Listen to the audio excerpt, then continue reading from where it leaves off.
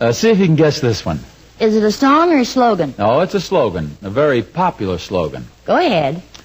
Da-da-da-da-da-da-da-da-da. Da-da-da-da-da-da-da-da-da. Oh, that's easy.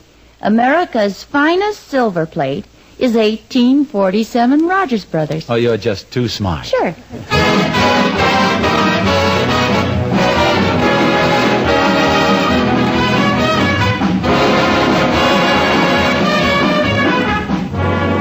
From Hollywood, International Silver Company, creators of 1847 Rogers Brothers Silver Plate, present The Adventures of Ozzie and Harriet, starring America's favorite young couple, Ozzie Nelson and Harriet Hilliard.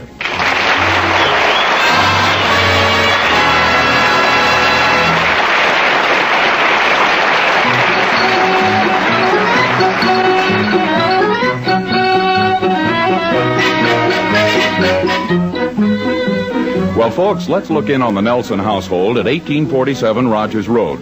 It's late morning, but Ozzie and Harriet haven't even eaten breakfast yet. They were up quite late last night, and as we join them in the living room, they're discussing the events of the night before. Gee, that was a wonderful party last night, wasn't it, Harriet? Yeah, it certainly was.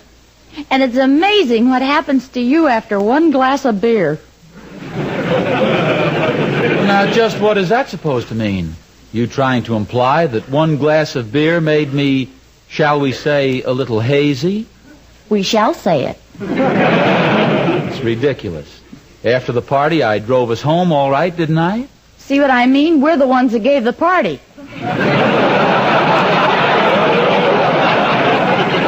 I was just going along with the gag, Smarty. It's a very lovely party, and you know it. Have you called the insurance company yet?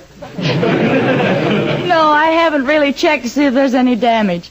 See, we certainly had a lot of interesting people here last night, didn't we? Yeah, I wonder who they were. A lot of them were complete strangers to me. Of course, I was busy most of the evening being the perfect host. Oh, yeah, you were the perfect host. Well, now, why do you say it that way? I thought I was very attentive and very charming. I hope you noticed that I admired each and every woman's dress as she walked into the room. You admired every woman's dress, all right. In fact, you mortified that one woman completely. Well, how should I know she wasn't wearing a bustle? Oh, say, and speaking of being a perfect host, how about the time you helped serve the sandwiches? I thought I served the sandwiches very well. Well, honey, there are certain things that guests take for granted. You didn't have to keep saying, they're free, they're free. Don't be silly. Everybody knew I was only kidding. Oh, and by the way, dear, if we ever give another party, let's not invite that Charlie, huh? Charlie who? You know, that Charlie whatchamacallit. Oh, him. I thought you liked him. Oh, I guess he's all right, but he's such a ham. Always trying to hog the spotlight and be the life of the party. Well, I didn't notice. When was that? When? Why, every time I began my impersonation of Edward G. Robinson. You know, the one where I put the cigar in my mouth and I say, oh, so you guys are... Okay, dear, okay. I've heard it so many, many times. And another thing, how Charlie can tell those corny old jokes. Oh, Gosh. Hey, did you notice how all the women left the room every time somebody started telling a risque joke? Yes, that always annoys me. Why can't they let the men hear it, too?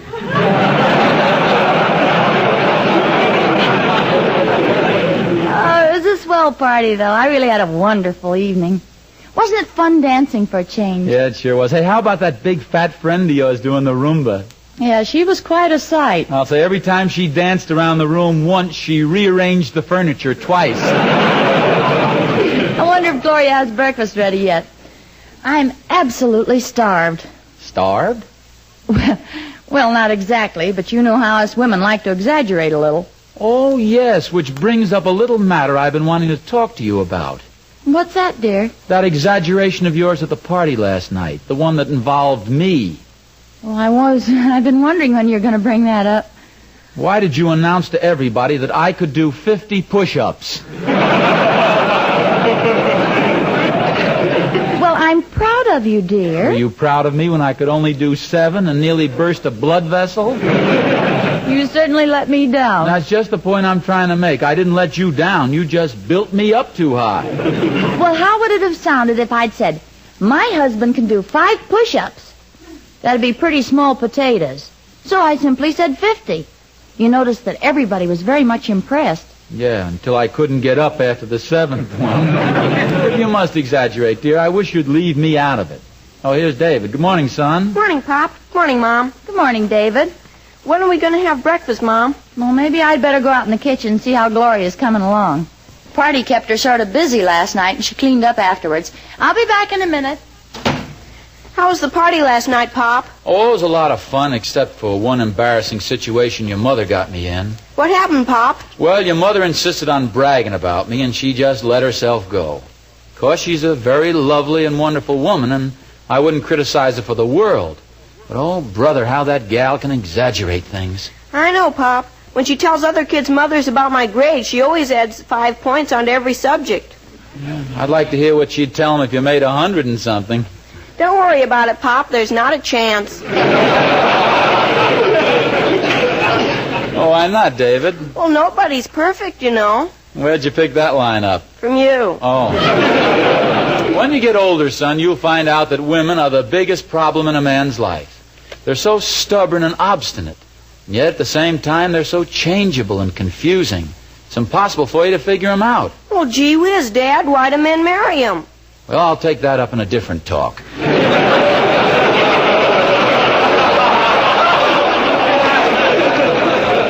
Right now, it's your mother's exaggerating I'm going to work on. How, Pop? Well, I don't know just yet. Say, David, I've got it.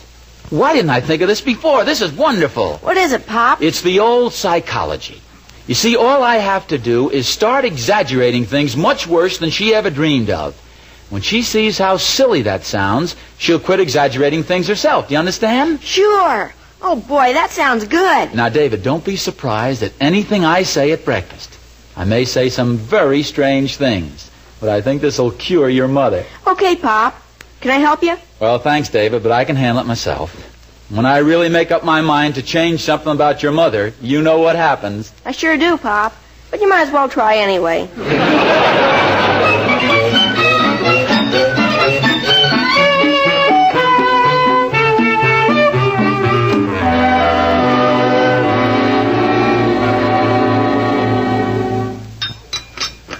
How's breakfast, dear? Oh, just fine. That's good. Gee, I'm starved. I haven't had anything to eat for 2 weeks. What did you say, Pop? I said I haven't had anything to eat for 2 weeks. Neither have I. What's the matter, dear? Nothing. Listen to this, David. Oh, Harriet, did I ever tell you about that fellow in my lodge? What about him? Well, do you know what he had for breakfast every morning? 135 eggs. Sunny side up? Harriet, when I say that a fellow eats 135 eggs every morning, isn't there a certain bet you'd like to make with me? Of course. I'll bet you he likes eggs. Well, and there's something else I forgot to mention. This fellow that eats the 135 eggs for breakfast, he also finishes off 50 quarts of milk, 10 loaves of bread, and 6 dozen wheat cakes. And a pickle.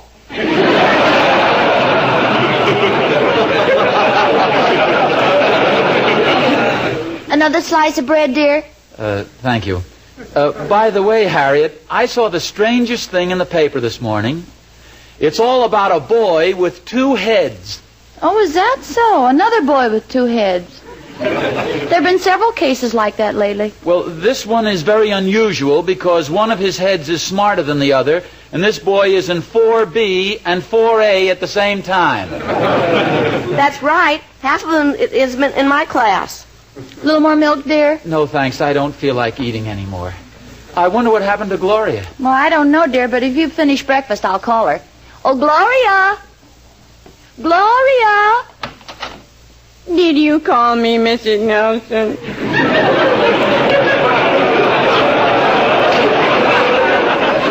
Yes, Gloria, I did. We finished breakfast. I imagine you must be pretty tired after the party last night, huh? Oh, I don't mind. Just that one couple did keep me awake, though. Oh, who was that? Well, after everybody else went home, there was one silly couple out on the porch. And they were mooning and cooing and talking mushy talk, and I just couldn't fall asleep.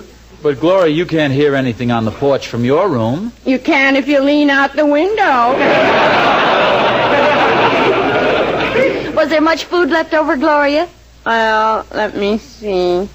There were 21 sandwiches. Oh, 21 sandwiches left over. Yeah. And did you put them away? Well, I put away 11, but I couldn't eat another bite.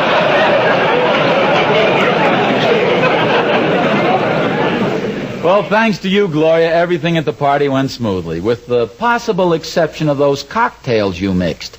Boy, they were really something. Oh, that's a wonderful drink, Mr. Nelson. I invented it myself.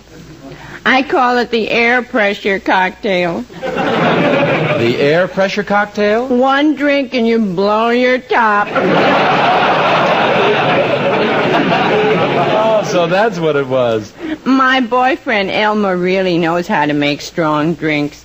He once mixed a drink, and all he took was one sip, and he ran up to the wall and drew a great big picture of an automobile on it. Oh, isn't that ridiculous? Yeah. And then I took a sip, jumped in, and drove home.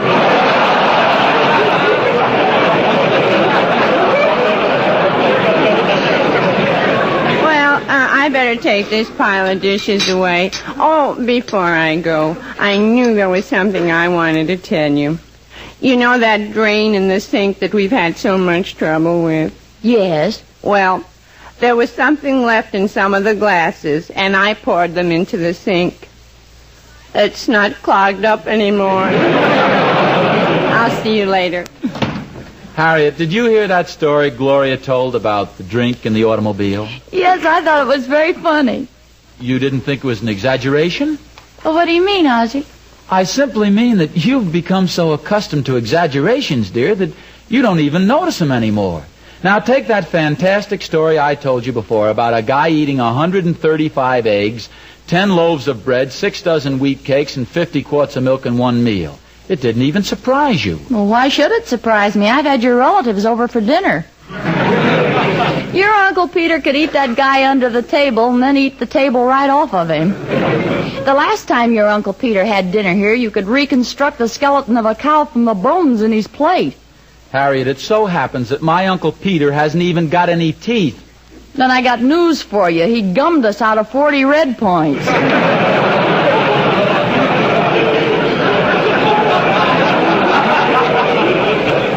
Harriet, I'm merely trying to show you how foolish it is to exaggerate things. I know you don't mean any harm, but it's little things, like the price of a dress, the age of a piece of antique furniture. Oh, my goodness. What's the matter, dear? Gee, I almost forgot the antique man's coming this morning. Antique man? Harriet, you're not going to do the living room over again, are you? Well... But, Harriet, I had a hard time wearing those chairs down so they'd fit me. Why, it would be like selling a part of me. A very important part to me. Well, I'm not sure I'm going to do it, honey. And even if I do, I'll be haggling for at least a month with the antique dealers. Maybe I change my mind. Excuse me, will you, dear? But, Harriet, I haven't finished. Oh, you don't mind eating alone, do you? I mean about the exaggerating. Oh, that. I promise never to do it again as long as I live. There's an exaggeration right there. I'm going to cure her of that exaggerating if it's the last thing I do. And there's a distinct possibility it'll be the last thing I do.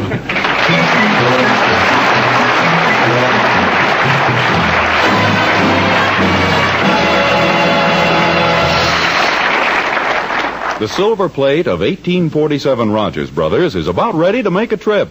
Yes, ladies and gentlemen, America's finest silver plate is all set to go from Meriden, Connecticut, to the silverware dealer, to you.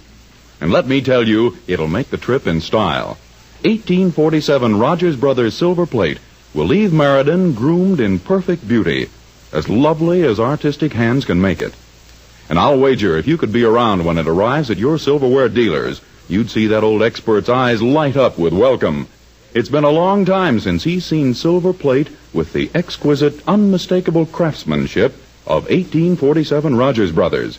A long time since he's been able to say to one of you, now here's silver plate with design features formerly found only in solid silver. Well, it's a long time since you've seen 1847 Rogers Brothers silver plate yourself, but it won't be much longer. 1847 Rogers Brothers silver plate is coming your way soon. So keep an eye out for it. Give it a welcome home. It's America's finest silver plate. Your silver plate. Created by famous 1847 Rogers Brothers.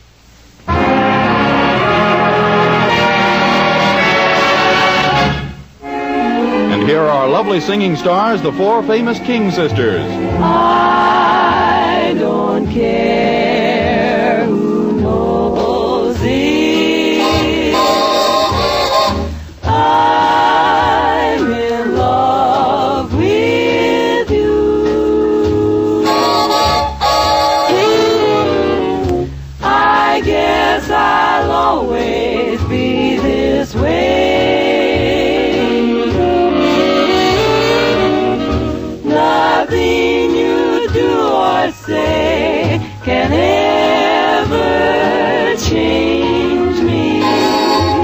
I'm for you forever. Yours my whole life through. That's how I am, and I don't care who knows it.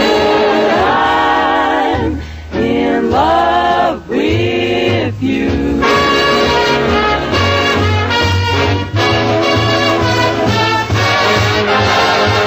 I don't care who knows it. Baby, I love just you. I guess I'll always be this way.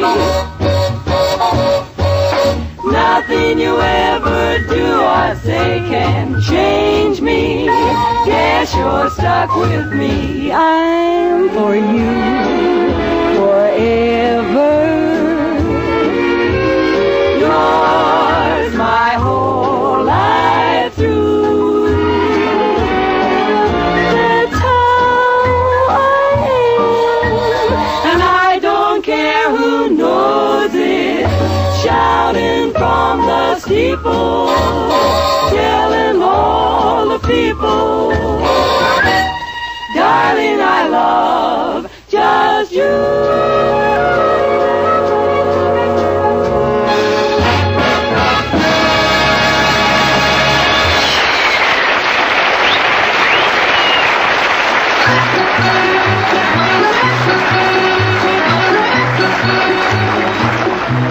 Well, Ozzie seems to have quite a problem on his hands trying to figure out a way to cure Harriet of her tendency to exaggerate things.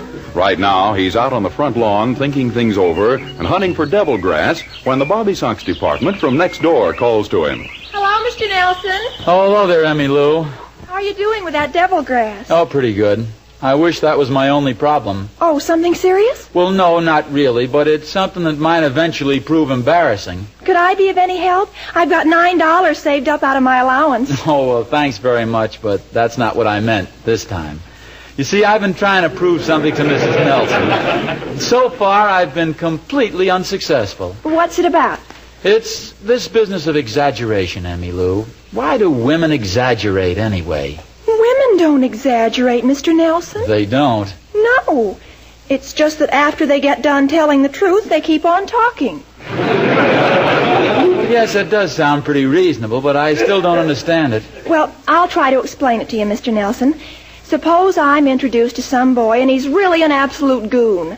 Do you imagine for one moment that I'm going to tell my girlfriends that I met a goon? Of course not. I tell them that I met the most divine man, an utterly handsome, simply super dreamboat. Oh, and then they think he's quite a guy, huh? Oh, no. Then they know he's a goon or I wouldn't have said all that. Emmy Lou, you're going to make some man a fine wife. You're confusing already. But let's get back to my problem. How am I going to stop Mrs. Nelson from exaggerating? Well, let me see now. Oh, I have an idea. You could... No, that wouldn't work. See, how does this sound to you? You could... No, that wouldn't work. Say maybe I could... No, that wouldn't work either. It really is a problem, Mr. Nelson. Maybe I was on the right track before when I was exaggerating things to show her how silly it sounded. That sounds like a good idea. I know, but it didn't work. Maybe I wasn't exaggerating the right things. Maybe I should get something she cares more about. Who's that man going into your house? Oh, it's probably the antique dealer. Are you getting new furniture? Well, Mrs. Nelson thinks so. Wouldn't be new anyway. It'd just be different old furniture. She's going to sell a few things to him, I think. Oh. As I was saying, if there were only... Hey, wait a minute. That's it. Antiques. Now, that's something that Harriet's crazy about. What are you going to do, Mr. Nelson? Boy, have I got an idea. When he tries to buy a piece of furniture, I'll put a figure on it that's so ridiculous he won't buy anything. That'll show Harriet where exaggeration can get you. That's a wonderful idea, Mr. Nelson. Go ahead. No, not yet. First, I'll wait till he's in the house and looking over something he seems to like. Then I'll come in with the surprises. By the time I get through, George Washington will have slept on every antique we have in the house, including the chandelier.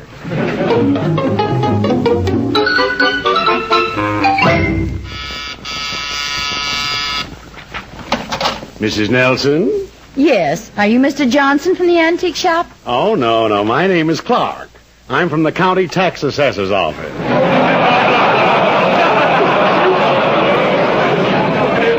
Just dropped in to get an estimate on your furniture so we can figure out your tax. Won't hurt at all. This year we're using Novocaine.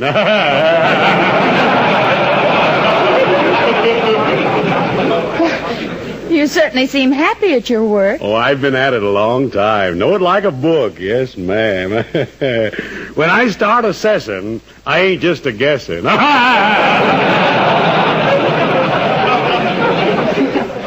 If it's got to be done, it's got to be done. Here's the living room. Go ahead and assess. Yeah, okay, I'll start with this table here. Well, it's very nice. Looks moderately priced. I'd say $50. That's about right. Oh, hello, dear. Oh, hello, Harriet. Ozzie, this is Mr. Clark. How do you do? I was just looking this table over, Mr. Nelson. Your wife and I figure it's worth about $50. $50? Are you kidding? This table is worth $5,750. Ozzie! Is this on the level? Absolutely. I'll take your word for it, but just looks like an ordinary table to me. As a matter of fact, it was originally a footstool used by an old Scottish knight, 8 feet tall.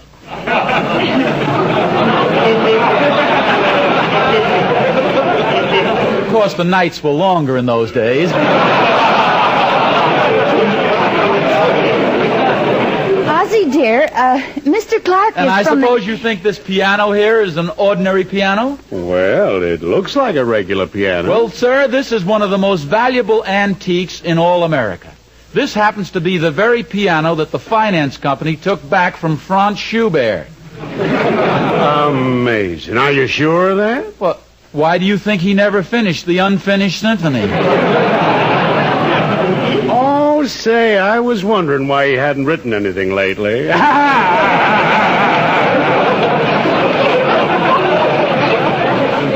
Ozzie, why don't you let Mr. Clark judge these things himself? My wife is very modest about it, but practically everything in this room is a rare treasure. Oh, brother. Hey, I'd better mark some of these things down. Do you have a pencil? Well, here, you can borrow my pen. Thanks.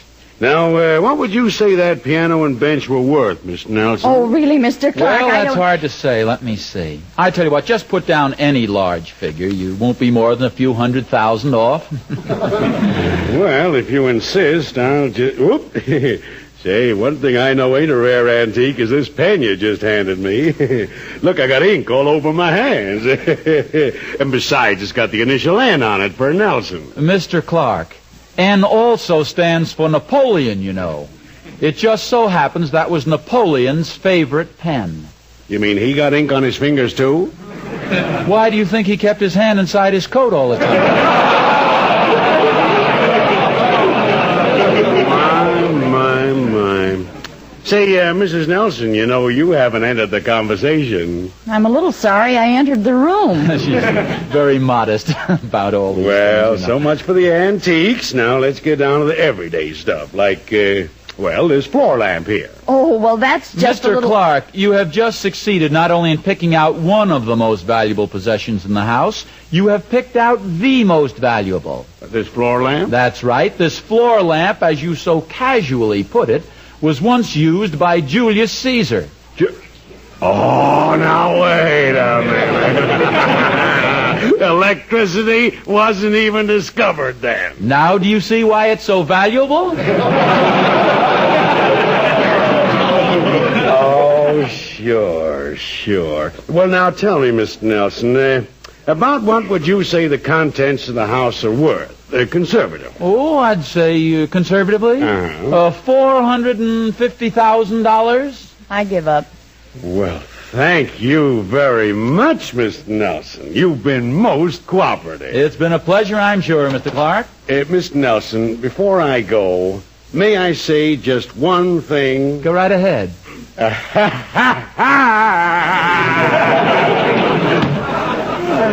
silly sort of a fellow, isn't he? But a nice chap. Ozzie Nelson, will you please explain those ridiculous stories you were telling that man? The way you were exaggerating. Oh, was I exaggerating? Well, you know you were, and it was very embarrassing to me. Ah, now you begin to understand how embarrassing it is to me when you exaggerate. Darling, I hate to take that big happy smile off your face, but do you know who that nice man was? Well, certainly, the antique man. No, dear. That was the assessor for our personal property tax, and this year it's going to be a honey. Oh, no. Oh, yes. Go on, tell me. I deserve it. Tell me what you think of me. I'm a dope. I'm a moron. Isn't that what you want to tell me? Of course not, darling. You meant well. I think you're the smartest, the sweetest, the cleverest, the handsomest, the most wonderful husband in the whole wide world. Well, at least I got you out of the habit of exaggerating.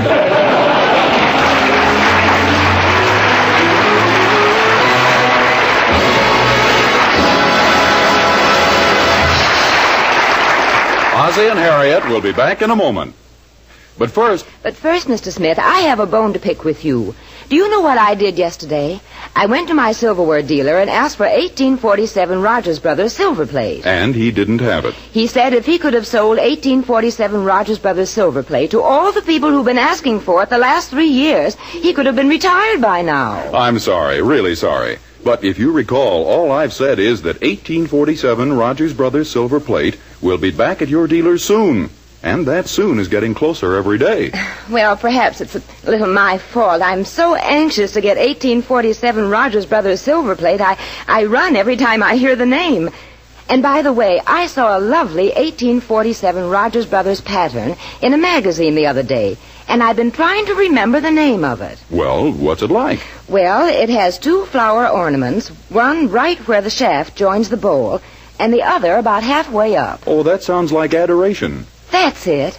Adoration. Did you notice how richly raised those ornaments were? That's a feature exclusive with 1847 Rogers Brothers. That's the pattern for me. I won't take anything else, no matter how long I have to wait. That's a sound resolution, madam. There's no silver plate more worth waiting for than 1847 Rogers Brothers. And now back to Ozzie and Harriet. What's that paper you've got there, dear? It's a copy of our tax report. We owe exactly $152,740. And by the way, dear, from now on you'd better wipe your shoes before you come into the house. Our living room alone is worth $500,000. Golly. Well, I'd better get down to the tailor shop tonight. The tailor shop? What for? Well, from there you can dig the shortest tunnel under the bank on the corner. Well, I guess you suffered long enough, honey. Get that prison pallor out of your face. Our tax bill's very small because Mr. Clark got the correct figures and it's all straightened out. Well, Harriet, that's wonderful, marvelous. How did it happen? Well, all the time you were telling Mr. Clark those ridiculous things about our furniture, Yeah? I was standing behind you making certain widely used motions with my finger and forehead to indicate that your mental development had been arrested rather prematurely. And then later I phoned him to make sure. Well, that's swell, I guess, but, well, just what did you tell him? Well, you understand, dear, we were in a tough spot. Yes, I know. What did you tell him? In an emergency like this, you have to think fast, you know. I had to say something. Harriet, what did you tell the man? I told him you had a brain the size of a peanut. There you go, exaggerating again.